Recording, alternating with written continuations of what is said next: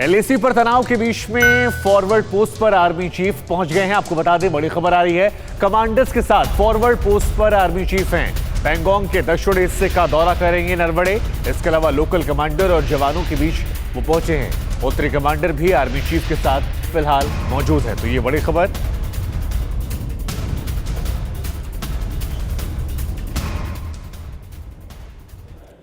Tension super high है।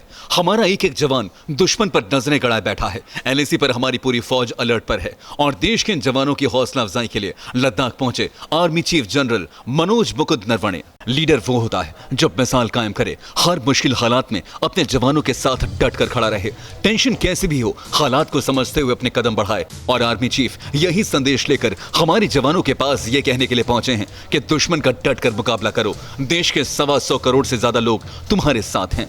सभी को चौंकाते हुए आर्मी चीफ अचानक 2 दिनों के दौरे पर ले गए हैं। सूत्रों के मुताबिक टॉप कमांडर पूर्वी लद्दाख में मौजूदा हालात के बारे में आर्मी चीफ को बताएंगे। 2 दिन के दौरे में जनरल नरवणे सेना के कई बड़े अधिकारियों से रणनीतिक हालात पर चर्चा कर सकते हैं।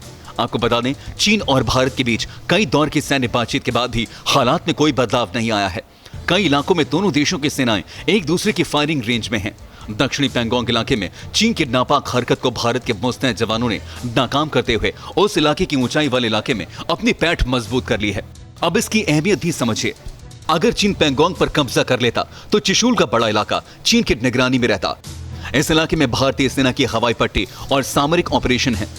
पैंगोंग के रास्ते भारत की सीमा में एंट्री के साजिश में है चीन। 1962 की लड़ाई में भी चीन ने पैंगोंग के रास्ते से हमले शुरू किए।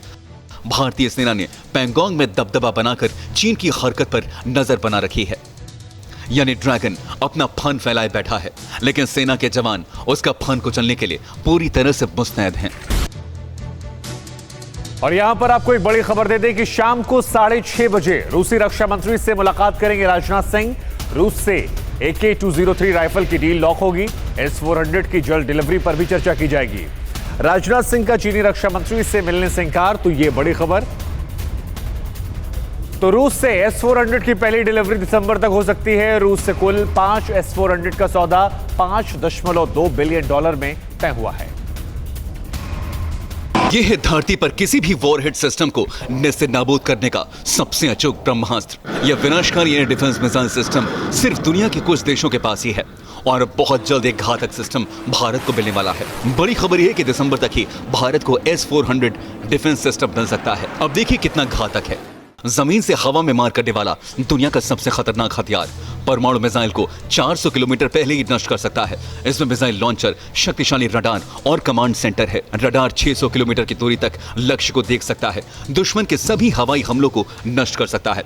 किसी भी तरह के आधुनिक फाइटर प्लेन से आसानी से निपट सकता है। इस सिस्टम की खूबियां इसे दूसरों से बहुत अलग करती हैं। ऐसा सिस्टम अमेरिका के पास तक नहीं है।